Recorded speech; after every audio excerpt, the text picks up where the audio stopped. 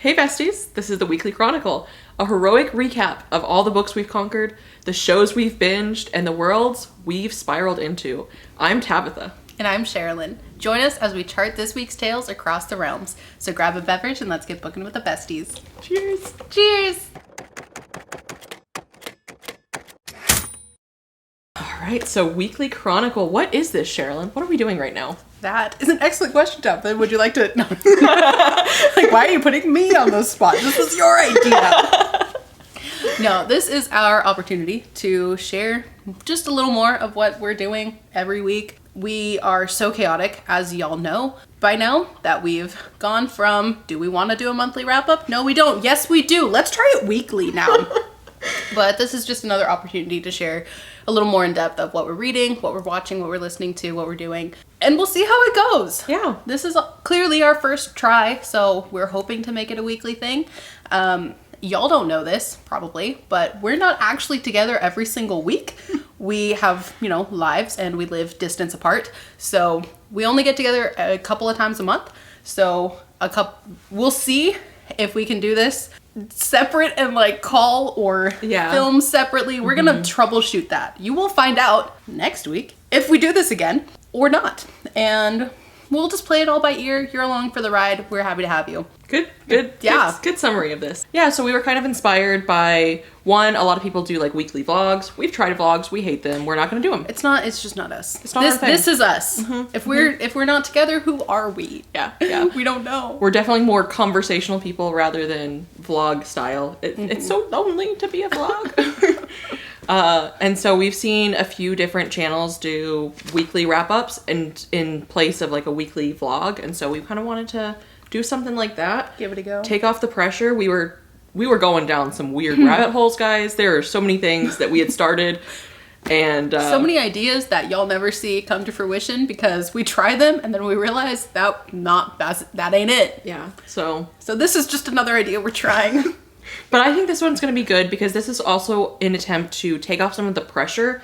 So when you have a two-person channel, it's extra weird in a sense because we're trying to buddy read everything to be able to discuss it in one spot. So this gives us breathing room to be able to read what we want to read, mood read, whatever we're feeling like reading. And sometimes it's going to be a buddy read, but But yeah, we won't have necessarily any pressure to read the same thing at the same time and finish it together to talk about it with y'all. So that will still happen. Don't worry. It's coming. For sure. But less pressure, more mood reading. Yep. More just authentic. What are we actually doing with our lives? Yeah. And we want to share that with you. Okay. So starting with, I guess the first book. Oh, I guess I can go first. How do we want to, we've read in the past couple weeks? Yeah. We'll start. Oh, yes. That's a good point. We're starting this not halfway through the month. Yeah. We're starting this way after our previous wrap up. So a week or 2 weeks after our previous wrap up filmed. So we are doing this one's a week and a half to 2 weeks. Okay. Then from now on, they'll be every week, but hopefully. If we ever commit to anything on camera, it ends up not happening. So hopefully, fingers crossed. We'll see what happens. But first, I'll go first with some of the things I read. I'll do these two in one.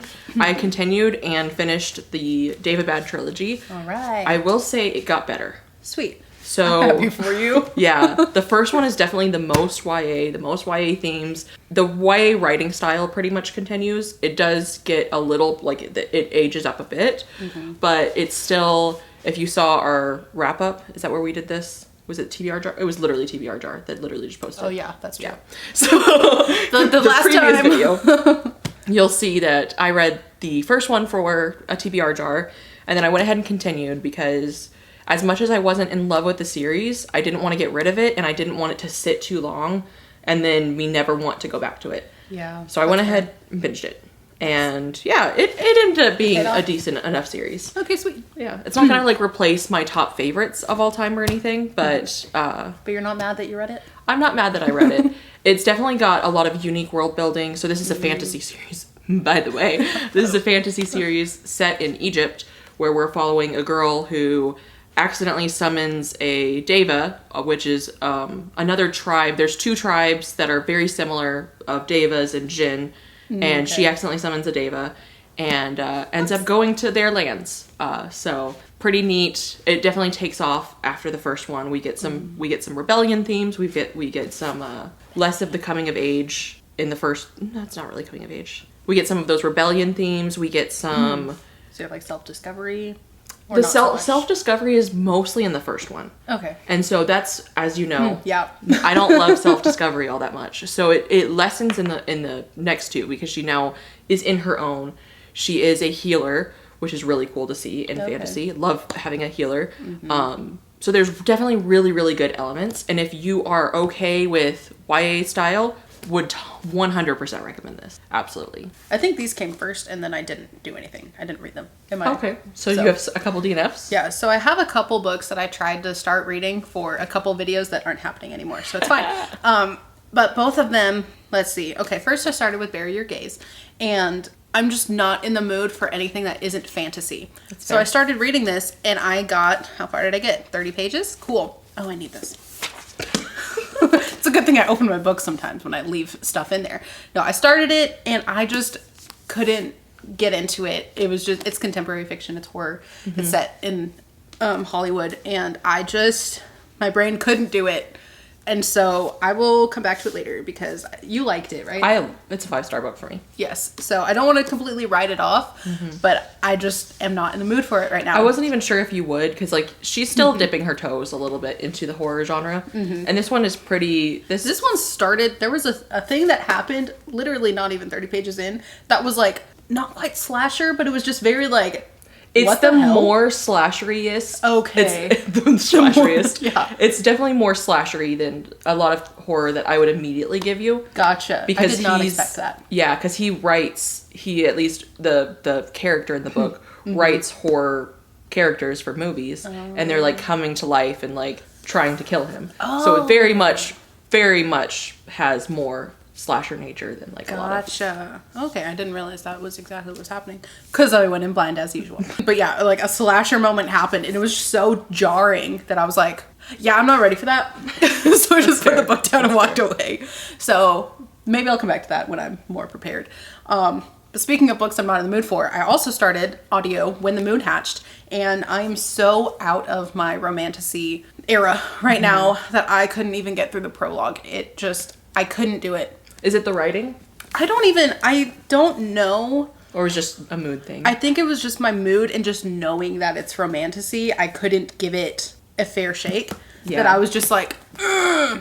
So it's a soft DNF then. Yeah, so I'll probably come back to it. I mean, it's gotten some good ratings. I don't really know anything about it, but it has dragons. I love dragons. But yeah, and it's gorgeous.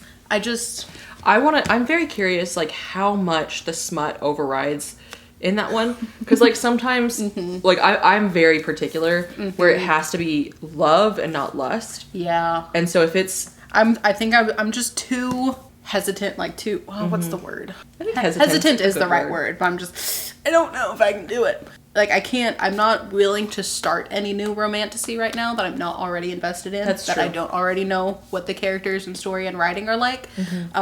Because there's a different book coming up that is also romantasy, and I don't want y'all coming for me.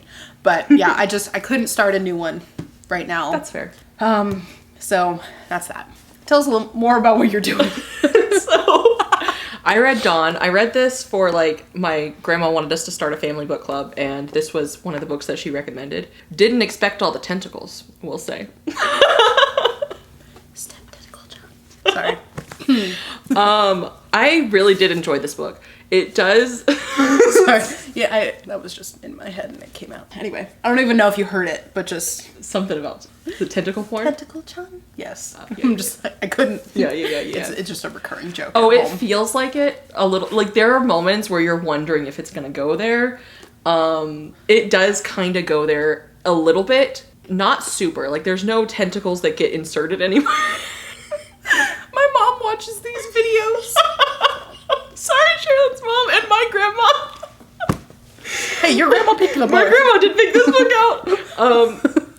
Yeah, so basically, we're following a character who's on a spaceship. It's like post-nuclear war. So, she's on a spaceship and trying to figure out what the fuck is happening. Same. And then, basically these aliens who are very grotesque to look at, but also have wiggly tentacles.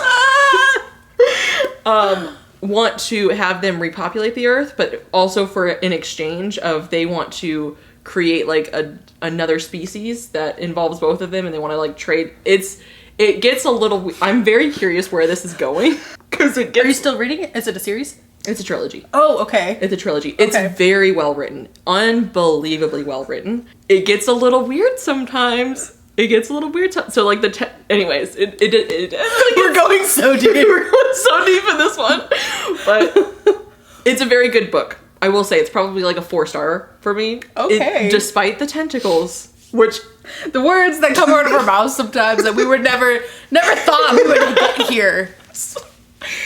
Very good, very well written. Very interesting discussion on humanity is what this is. Anyway, we're gonna move on to the next book. I'm scared. It's sci-fi also, if you couldn't tell from the spaceship and the alien tentacles. It's also not romance, so it's not that kind of not like a monster romance or anything. Alright, what'd you read next? I also Speaking of romance, I did read Rebel Witch, which is the book 2 of the Crimson Moth duet, and it is romantasy, but this one I was already invested in from Heartless Hunter. It's just a duology. Oh, it's just you the two. Literally just said it. Yes, it is a duet. Good job. I loved Heartless Hunter. I loved book 1. I really enjoyed the plot and the character dynamics, the writing style, the world, the magic system. It's not like super in depth and like there isn't a whole lot to comprehend. It just feels creative and light and fun. But witch and witch hunter, and they have such a good dynamic. It is enemies to lovers, which when done well is like my favorite romance trope. But yeah, I really loved how the story ended. It is a 5-star. Yeah, I loved it. I would read it again. It doesn't lean super heavily into the romance. It's not smutty. It's about the plot and the relationship dynamics and the characters, and it's just really great. I really liked it. Do you think I would like it? I liked the first book. It was also like when it first came out, so I'm not sure if I would still. Do you think in my current life? I think as like a light fun, yes, because again, it's not like romance heavy. Like yes, it's there. There are some like kind of classic tropes. Like there was a point of like almost miscommunication, non-communication, but the way it was done, it's like literally my life depends on this. I cannot say this. Yeah, I cannot express this. So I was like, I'm okay with that. It's not just people being like, oh, I can't tell him. What if he, like, it's literally like, if I say the wrong thing, I die. So I was like, makes I'm sense. okay with Witch hunter. So I think if you gave it a go, I think you would be okay with it. I don't think you would hate it. High praise. But no, I loved it so much. I think you just have to have the right, knowing that it is going to be lighter and fluffier. But again, it's not like smut at all. It is just like a good plot driven. There is a good plot in the story. Cool. For romantasy. Sweet. Okay, so next I read On Writing and Worldbuilding. This is it basically covers fantasy in general. Just some tips. It's very surface level, I will say. I liked it well enough, and it's a good reference. I don't know that I would strongly recommend it just because it's super surface level. It does have good examples, but they're mostly 9 times out of 10 from Avatar, which is great. I like the show. And okay, The Last Airbender. Yeah. Nice. Yeah. The real Avatar. The only one that exists. So it has a lot of examples from that, and I do like that show, so that's nice. But also it's very, I mean, you can see the number of topics it covers in this short amount of time. Oh, okay. So it's pretty surface level. Good reference to have, not necessarily a good cover to cover read, I would say. And then I'll do my last read book, because we'll save that one. And that is Bat Eater. I literally read this today. I texted her and I was like, oh, it's taking me longer to get over there than usual. And she's like, it's fine. I have my audiobook going. Yeah. I did this via audiobook. I have this nice, pretty Evernight special edition, which is gorgeous. The writing is phenomenal. And the story is great. I would say that this is a really good one if you like horror that also is social commentary. So if you don't like horror that's social commentary, don't read this. I know that that's a nitpick for a lot of people. Not a nitpick, but a preference for a lot of people is to not have social commentary. This very much has it. We're following a Chinese American girl in New York during coronavirus. Oh, okay. And a lot of racism occurred during that time. I mean, it still occurs, but especially during that time. And it's called Bat Eater because that was a slur people were calling her and calling people at the time. So, yeah. And so it's following a woman who cleans up crime scenes and is starting to notice a pattern of a lot of the people being Asian women. And then there's bats involved as well. So it definitely leans into the horror. Her sister died very first chapter, very, very early on, so not a spoiler. And she's dealing with that loss. And then ghosts involved at some point as well. Ghosts. There's a lot to this. It's very, very good. I definitely recommend it if you are a social commentary horror reader. Very specific. Very specific, yes. All right, my last book that I completed in audio format, but Tabatha has all the physical books, is Assassin's Apprentice. I started The Realm of the Elderling, and I loved it. I gave it so bad. You do. This is shocking that I read this and started this before Tabatha did. Is it? I've had it for like over 2 years now, almost 3 years, and haven't touched it. But it's shocking that I've read a book before you. Okay. That's the thing. Like, I'm reading something you haven't read yet, and it's something you want to read. It's just so intimidating. Oh, no, it's so good. I listened to it in an audio format, so I didn't put my eyes on the words until right this moment. But it was so good. The narrator did such a good job. I felt like I was just being told, like, just a fantasy tale. And every time I turned on the audio, I just like went out of the real world. I just transported and I was like, I'm just listening to an orator just give me the story. A bard. And it's so good. It feels like that medieval fantasy setting. The first book does it make you want to eat stew? I could say so. For some reason, that kind of like epic fantasy makes me want to have stew. I'm sitting at a tavern. No, it feels like medieval fantasy setting. How do I do this justice? Like, how do I tell you all the things to say?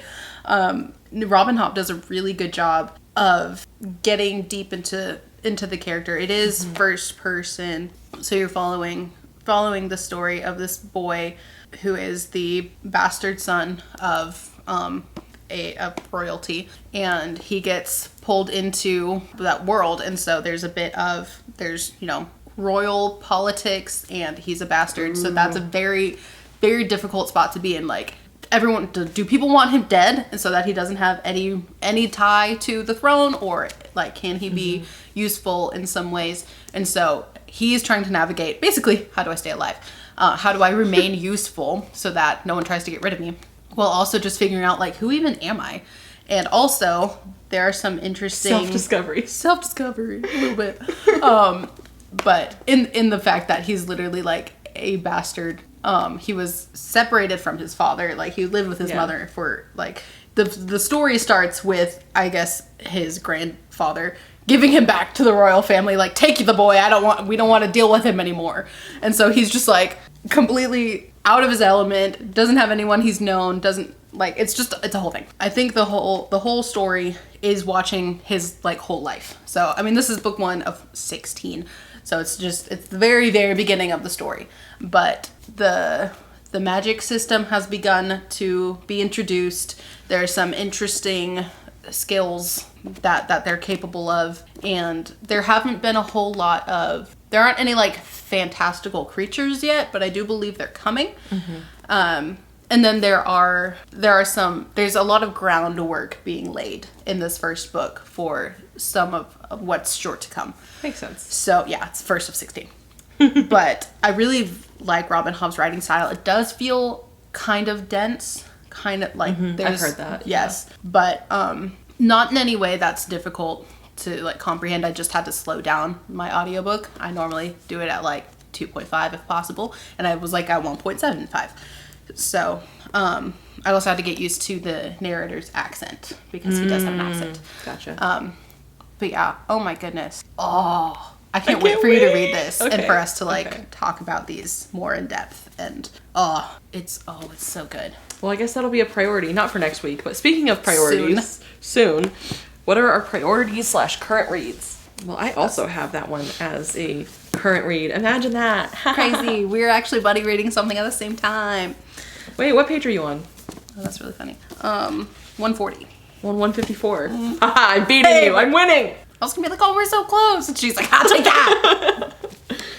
Anyway, we're both reading Drop of Corruption right now, book 2 in the Tainted Cup series. Shadow of the Leviathan. Shadow of the Leviathan, that's right. It's very good. It's fantastic.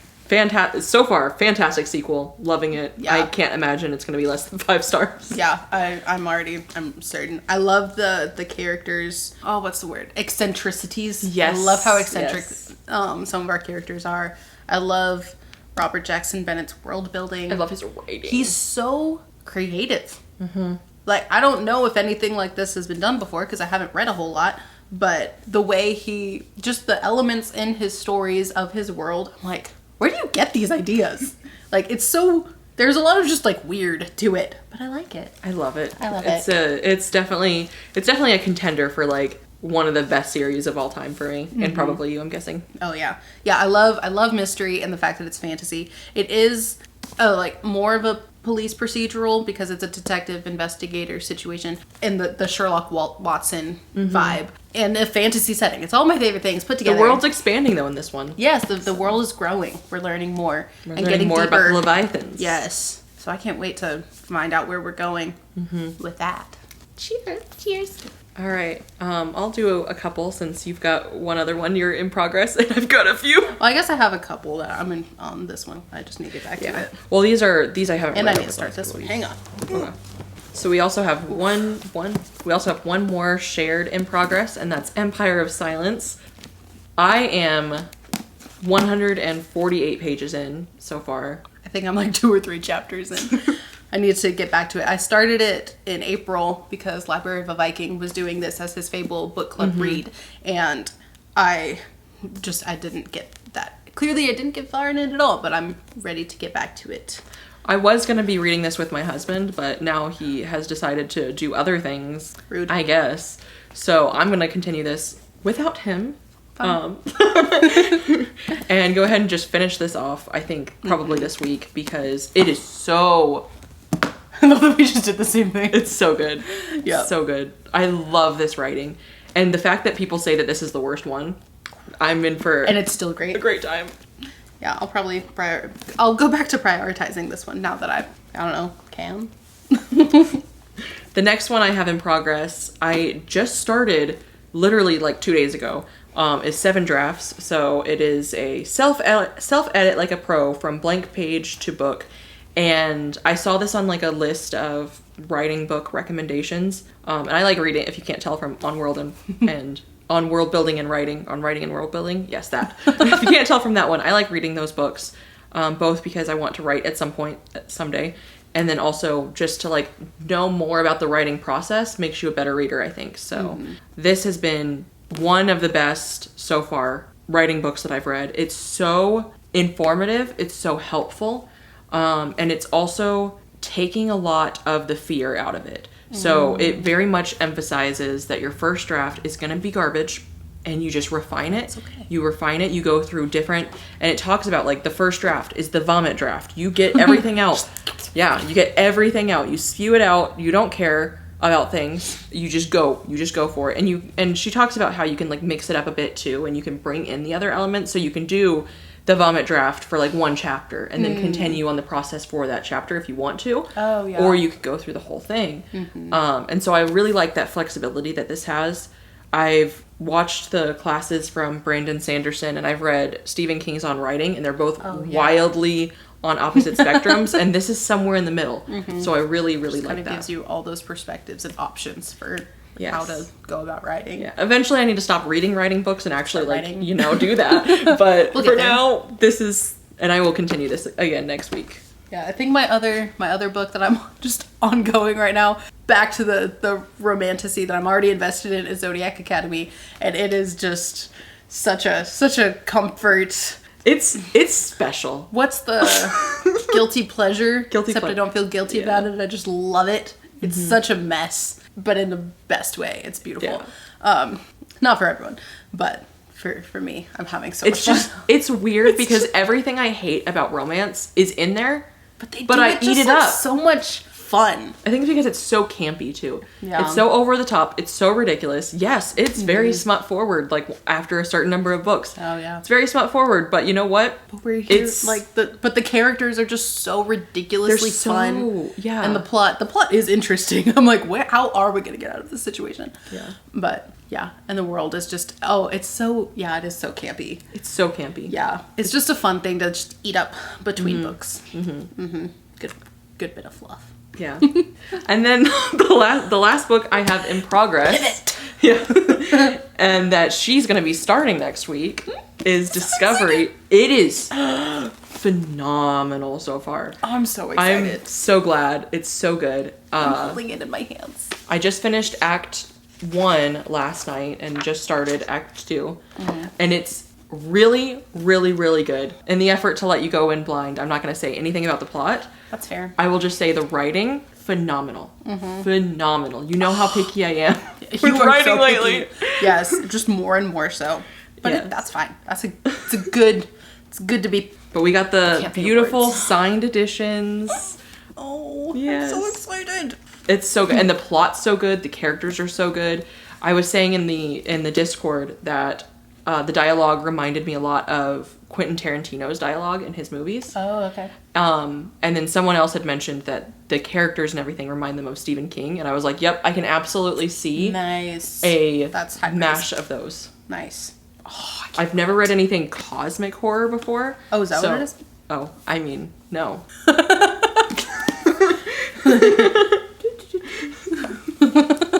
No, that sounds cool. It's very good. I can't wait. It's really, really, really good so far. I would also be, this is another one, just like Tainted Cup, that I would, Drop of Corruption, that I would be surprised if it doesn't get a 5-star by the time I finish it. So good. Oh, I'm so excited. I'm so happy to be holding this in my hands and to get to read it. Yes. If you didn't know, we're big fans of Talking Story over here. And this is their first book, and that's just awesome. All sorts of things I could say here, but I haven't even read it yet, so I can't really actually say anything. I have high expectations, but I think for good reason. Knowing a little bit about them. And what they're yes. One thing I wanted to mention is one thing that she mentions here is that people who've been in screenwriting or in theater often do really, really well with writing, especially dialogue. And I'd already formed the opinion about the dialogue before I read that here, and I was like, oh my gosh, because they're actors. So, They are? Yeah. I learned something new. They every were day. doing like stage acting and stuff. I don't know if they've done screenwriting. I didn't or anything, know that. Oh, Yeah. Well, so like cool. I was like, checks out. Especially, yes. Yeah, if you're used to like getting in the mind of a character and developing them and performing them. Yeah, I can see that. That's cool. Yeah. Nice. So is that all of the books we have completed and have in the works and are coming up? Yes. Cool. Anything else you want to talk about? Oh yeah, we mentioned at the beginning any shows or movies or any other fantastical worlds you've been involved in. Yes. So Jose and I have been watching Black Clover, the anime, based on the manga, of course.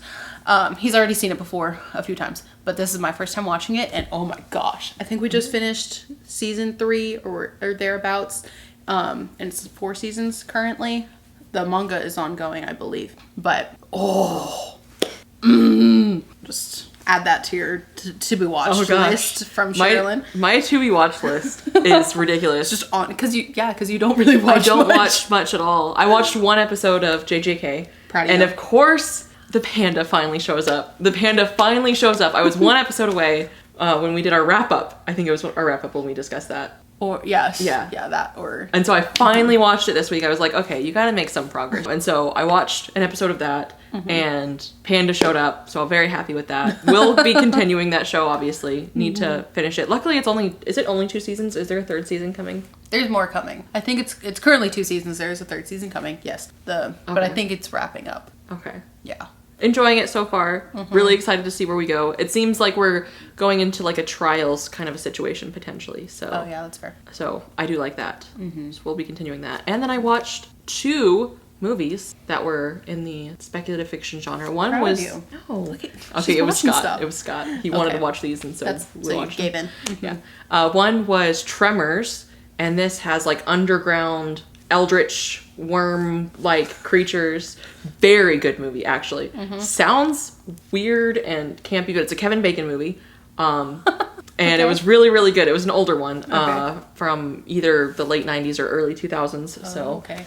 Yeah, it was like one he had on his backlog, and he's like, "You've never watched Tremors?" And I was like, "No, I've never even heard of it." But it was phenomenal. Yay. They do such a good job not showing the enemy as much as possible. So like that's a really good thing in like sci-fi horror. It's not what you would think of for sci-fi horror, but it is, I think, technically sci-fi horror because it's got the eldritchy, weird, underground ancient creature thing. Very, very good. And they can hear things through vibrations. Okay, yeah. So, yeah, that was neat. And then Pandoram, this movie we also watched, which is like a spaceship. They've evacuated Earth and are heading to a new Earth, but things seem to be going wrong. And there's some weird creatures on the ship. And that movie has terrible ratings, actually. But I loved it. I eat, like, if it's sci-fi horror, I eat it up. Nice. So, and I'm not very particular when it comes to movies, so my palate is not refined at all. So I loved it. I thought the lighting was really great, which is a weird thing to say first, but I pay attention because of Scott. He pays attention to lighting, so now I pay attention to lighting. But I thought the lighting was really, really great, and the main character was probably the weakest part, but there was really cool world building in this as well. And I really enjoyed the ending. So, anything else you've watched? We've been rewatching Big Bang Theory also. But yeah, as far as we don't watch a lot of movies. Jose watches more than I do, and then I read. But yeah, mostly we're just going through Black Clover right now, and it's the story of like two guys, orphan boys. They should be coming into their magical powers at age 15, and one of them sure does and like pops off, and the other one is just magicless. But then he does get his own something, and they've like grown up as best friends. They both have the goal to be the Wizard King, and one of them is magicless, and so everyone's like, "Brett, you can't be the Wizard King. You don't even have magic." He's like, "Fight me!" So their dynamic. One of my favorite things that happens in a lot of anime is that how much characters will push each other to be the best. So like I love they're best friends, but they're rivals, and anyone they come across, Sasuke and Naruto. Yes. So like anyone they come across who's like, I also want to be the Wizard King, they're like, ha, then I guess you're my rival. And like they're always pushing each other to be better though. Like they're not actually trying to like beat each other down. They're literally like, is that the best? No, actually. Yeah, no, they're actually, like, in this case, they're actually positively trying to, like, is that the best you can do? Like, no, I can do better. It's like, yeah, that's what I thought.